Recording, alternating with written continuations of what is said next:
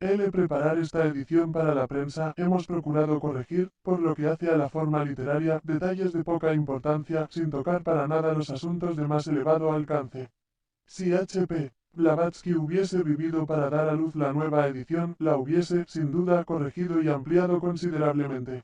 Que esto no haya tenido efecto es una de las muchas pérdidas menores causadas por la gran pérdida. Se han corregido las frases obscuras debidas a un imperfecto conocimiento del inglés, se ha comprobado la mayor parte de las citas y las referencias se dan con exactitud, tarea muy laboriosa, pues las referencias se puntualizaron poco en las primeras ediciones. Se ha adoptado también un sistema uniforme para la transcripción de las palabras sánscritas.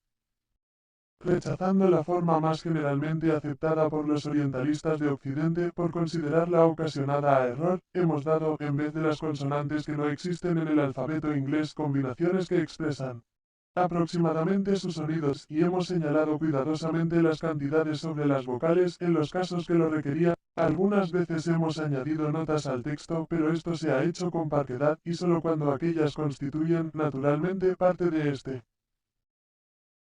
Hemos añadido un índice considerable para ayuda de los estudiantes y lo hemos encuadernado separadamente con objeto de facilitar la busca de sus referencias.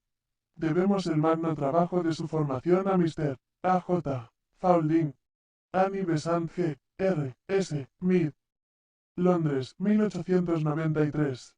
Para la transliteración castellana del sánscrito se ha seguido la pauta adoptada para el glosario teosófico de H. P. Blavatsky, lo cual permitirá encontrar fácilmente el significado de numerosas palabras sánscritas que figuran en la presente obra, N de los traductores. El estudiante puede recurrir al glosario teosófico publicado en español por el erudito Dr. José Roviralta Borrell como factor auxiliar y eficaz para el provechoso estudio de la presente obra, NDL. El índice de referencia no ha sido traducido aún a nuestro idioma, NDL. Un esbozo de su vida. Elena Petrovna Blavatsky, una de las más notables figuras mundiales de fines del siglo XIX, fue demasiado revolucionaria y desafiante ante las ortodoxias que imperaban, ya se tratase de religión, ciencia, filosofía o psicología, como para permanecer ignorada. Fue una iconoclasta que hizo añicos las envolturas que ocultaban lo real de lo ilusorio, pero la mayoría, aferrada a los convencionalismos e ignorante de la verdad, la atacó e injurió por su temeridad y coraje al rasgar el velo de aquello que parecía una blasfemia revelar. Lenta pero seguramente los años la han vindicado. A pesar de ser ultrajada, ella se contentó con trabajar, al servicio de la humanidad, y demostró su sabiduría al dejar que las futuras generaciones juzgaran.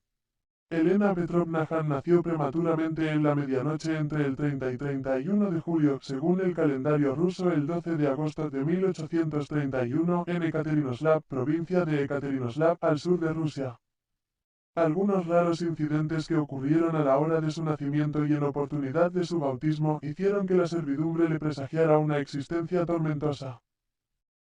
Elena fue una niña indócil descendiente de una larga línea de hombres y mujeres poderosos y altivos. La historia de su linaje es la historia de Rusia. Siglos atrás los nómadas eslavos erraban por las regiones del centro y parte oriental de Europa, y si bien tenían sus formas propias de gobierno, cuando se establecieron en Novgorod comenzaron a producirse entre ellos luchas internas a las cuales no lograban poner fin. Llamaron entonces en su ayuda a Rurik 862, jefe de una de las errantes tribus de Rus, hombres del norte o escandinavos que buscaban extender su radio de influencia. Rurik estableció el primer gobierno civil en Novgorod, que se convirtió en un poderoso centro comercial para Oriente y Occidente. Él fue el primer soberano y reinó por espacio de 15 años. Durante su vida su hijo Igor y su sobrino Oleg consolidaron su poderío en el oeste y en el sur del país. Kiev se convirtió en un gran principado y el que gobernaba allí era virtualmente el soberano de Rusia. Al correr de los siglos los descendientes de Rurik se expandieron en son de conquista y dominio a través del país. Vladimir I, muerto en el año 1015, escogió al cristianismo como religión de su pueblo y el denominado paganismo desapareció.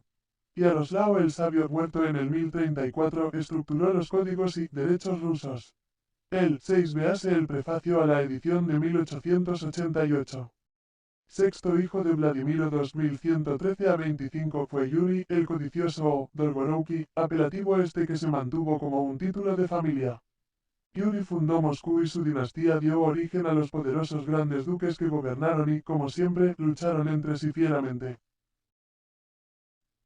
En 1224 las hordas mogólicas aprovecharon esta falta de unión y dominaron a los grupos turbulentos, cada uno de los cuales envidiaba el poder y la posición del otro. Pero Iván III, un Dolgorouki, en el año 1480 rompió el yugo mogol, e Iván IV exigió ser coronado como zar, arrogándose la autoridad suprema. Con su hijo terminó la larga y brillante dinastía Dolgorouki. No obstante, la familia todavía tuvo influencia en la época de los Romanov hasta la muerte de la abuela de la señora Blavatsky, la talentosa y erudita princesa Elena Dolgorouki, que contrajo matrimonio con Andrei Mikhailovich Fadeev, el mayor de la línea de los Dolgorouki, de la cual los zares Romanov eran considerados una de las ramas más jóvenes. Como se ha visto, la familia de Elena era una de las de primer rango en Rusia, con tradición y dignidad a sostener y conocida a través de toda Europa. Elena fue una rebelde y desde su niñez se burló firmemente de los convencionalismos, aunque ella era lo suficientemente sensitiva como para comprender que sus acciones no debían afectar a su familia ni herir su honor. Su padre, el capitán Peter Hahn, descendía de los viejos cruzados de Mecklenburg, los Rothenstern-Hahn. Debido a que su madre, una ilustrada literata, murió cuando ella tenía 11 años, pasó Elena su niñez con sus abuelos, los Fadeev, en una vieja e inmensa mansión en Saratov que cobijaba a muchos miembros de la familia y a numerosos criados y asistentes por ser su abuelo Fadeev, gobernador de la provincia de Saratov. La naturaleza de Elena estaba fuertemente imbuida con una innata capacidad psíquica tan poderosa que indudablemente constituía su más predominante característica. Ella sostenía y demostraba que tenía habilidad para comunicarse con los moradores de los mundos sutiles e invisibles y con los seres que para nosotros están muertos. Esta capacidad natural fue posteriormente disciplinada y desarrollada a través de toda su vida. Su educación sufrió la influencia de la posición social de su familia y de los factores culturales imperantes. Así ella fue una hábil lingüista y una brillante música, adquirió sentido científico y experiencia a través de su erudita abuela y heredó las facultades literarias que caracterizaban a la familia. En 1848, a la edad de 17 años, Elena contrajo matrimonio con el general Nicefor V. Blavatsky, gobernador de la provincia de Erivan, que era un hombre ya entrado en años. Existen diversas versiones referentes al porqué de este casamiento, pero lo que se hizo evidente desde un primer momento fue que esta unión no agradó a Elena, pues después de 3 meses ella abandonó a su marido y huyó a casa de sus familiares, quienes la enviaron a su padre. Mas, temerosa de que se la obligara a regresar con el general Blavatsky, volvió a escaparse, comenzando así sus años de vagabundeo y aventuras. A pesar de ello, su padre mantuvo contacto con ella y la ayudó financieramente. Aparentemente ella se mantuvo alejada de Rusia el tiempo necesario como para hacer que la separación de su esposo fuera legal. En 1851 Elena, ahora Madame Blavatsky o HPB, encontró por primera vez físicamente a su maestro, el hermano mayor o adepto, que había sido siempre su protector y la había preservado de daños mayores en sus aventuras juveniles. A partir de ese momento ella se convirtió en su fiel discípula, totalmente obediente a sus indicaciones o directivas. Bajo su guía aprendió a controlar y dirigir las fuerzas a las cuales se encontraba sometida en razón de su excepcional naturaleza. Esta conducción la llevó a través de experiencias de extraordinaria variedad dentro de los dominios de la magia y del ocultismo. Ella aprendió a recibir mensajes de sus maestros y a transmitirlos a sus destinatarios, eludiendo valientemente cada peligro y mala interpretación en su camino. Seguir el rastro de sus peregrinajes durante el período de su aprendizaje es verla a ella trabajando a través de todo el mundo. Parte de este tiempo lo pasó HPB en las regiones del Himalaya, estudiando en monasterios en los cuales se han preservado las enseñanzas de algunos de los más eruditos y espirituales maestros de los tiempos pasados. Ella estudió la vida y las leyes de los mundos internos y las reglas que deben cumplirse para ganar el acceso a los mismos. Como testimonio de esta etapa de su entrenamiento esotérico, nos ha dejado una exquisita versión de axiomas espirituales en su libro The Voice of the Silence, La voz del silencio. En 1873, H.P. Blavatsky fue a los Estados Unidos de América para realizar la obra que le había sido encomendada.